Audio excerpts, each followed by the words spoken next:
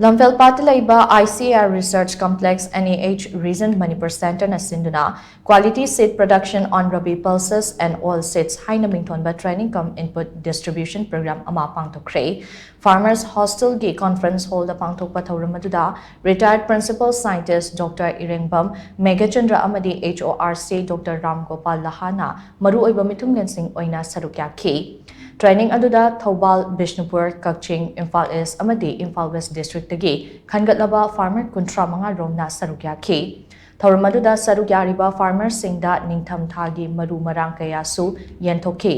Thauram aduda Retired Principal Scientist Dr. Irengbam Megachandran hai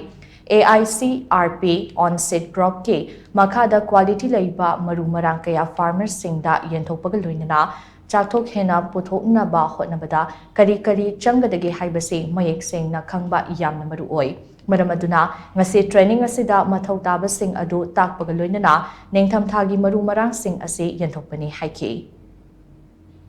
Aidi maru oina ningtham daji maru mapandai chielaga thabasida thagadawa matamji handokhiba ade akoina apamba chanaba variety ji phangdaba aduna aphangba mayam chok choikhong khomage thabagumba sigumba program ni mayam tawdage akoina yaragadi akoi rabi crops ji seed production je akoi paikhatlaga certified seed ji puthonje na akoi anauba adui khongthang da sahi ama ani mai paikhat chabani amang sahi ani ahum de akoi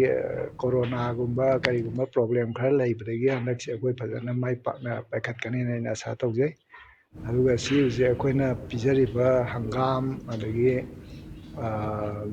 hawai thrak sigumba maru jingji sengna phajana maru oinaba certified agency certification cell na yengjan biraga sitchi puthokane naina asa tawje AICRP on seed crop ke Nodal Officer Dr. Konsam Sarikan hai Mamangthakta lamdamasigi chingi district singdagi khangatlaba farmers singi oiba training pangthokpaga loinana rabi crops ki maru marang kaya yenthokkhre ngasi pangthokliba asina tampaki district singdagi khangatlaba farmers singine training asida karamba rabi crop thagadage haibadu khanba amadi madu thaduna matau karamna chathok hena puthokadage haibadu mayek sengna takpi tambiri loinana atangba makhalgi maru marang singsu yenthoktuna phanghalli Chakhalakpagi matung inna chathok hena puthoknaba leiriba scientific methods sing ase lomi singna khangsinbagi tangai fadaba leire haina su mahakna makhatana phongdokhe Handaki Friday the koina TSP makha the tribal sub plan ko adui makha the koina farmers hill district de lojare adu handak sina koina akhanaba valley de ko Bisenpur Thogbal ko Kakching Imphal East Imphal West de akhanaba ni ko koina randomly khanba nate koina akhanaba farmers phajana thawai yauna tawbidani haiba group koi farmers kuntra am khangkat jaraganda sida hojiki breeder seat to su yaure adu koina piba matam sida kitang scientific ki oiba cultivation na ko koi normally icham na tawba nataba ko